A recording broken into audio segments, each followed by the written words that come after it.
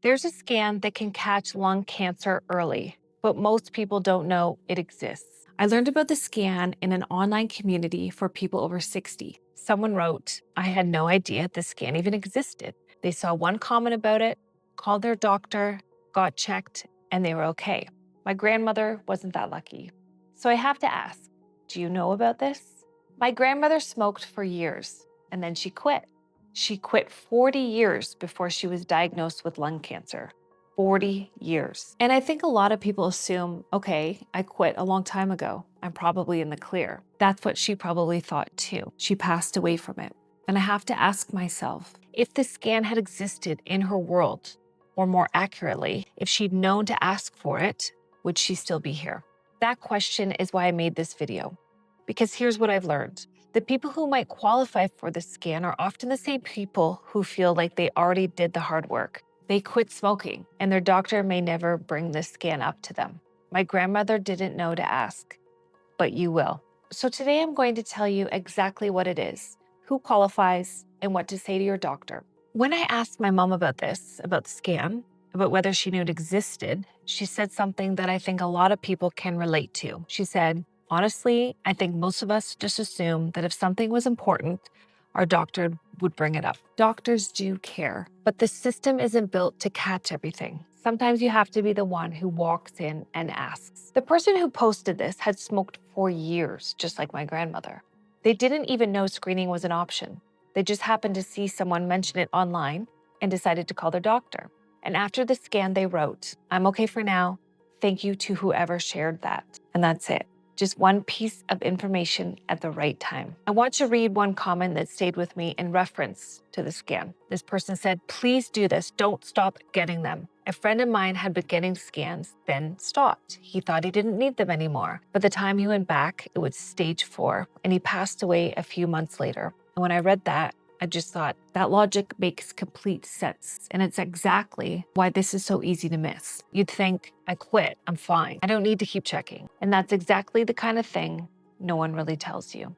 A disclaimer, always make decisions about starting or stopping scans with your healthcare provider because there are risks and trade-offs to any screening test. This brings me back to my grandmother again, because she had quit for decades. And I don't think any of us were thinking about ongoing screening at that point. We just didn't know to think about it. And then there was another comment I read online that felt very real in a different way. Someone wrote, I wish my husband was as proactive about his health. He refuses to get screened, even though his father died of cancer. And I think a lot of people watching this probably know someone like that. Maybe you're the one who has to forward this video to them. So here's what you actually need to know. There's a scan called a low-dose CT scan, sometimes just called an LDCT, that's used specifically to screen for lung cancer in people at higher risk because of their smoking history. In many places, it's generally aimed at people roughly between 50 and 80 who have smoked a lot over the years, even if they quit some time ago. But the exact rules depend on your country, your province or state, and your personal health history. In a lot of cases, it can be fully covered or low cost through public insurance or private plans if you meet the criteria, but not always. So it's worth asking your doctor or insurer directly. You don't need to remember every detail or guide from this video. What matters most is simply knowing that this scan exists and bringing it up with your doctor to ask, given my history, is this something I should be getting? Because I keep coming back to this one question. Would you have known to ask for this? Not because you're not paying attention, not because you don't care about your health, but because no one told you it existed. And I wonder, is there anything else like that?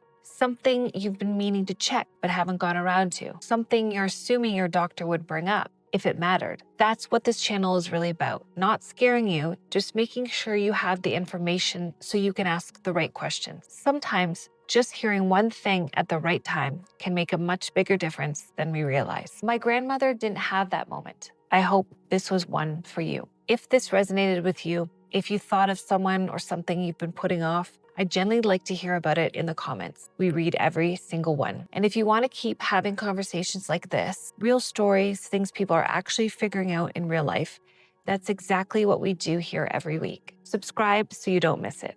I'll leave you with one question. Is there something you didn't know you should be asking your doctor? Drop it below because someone else watching might want to hear it too.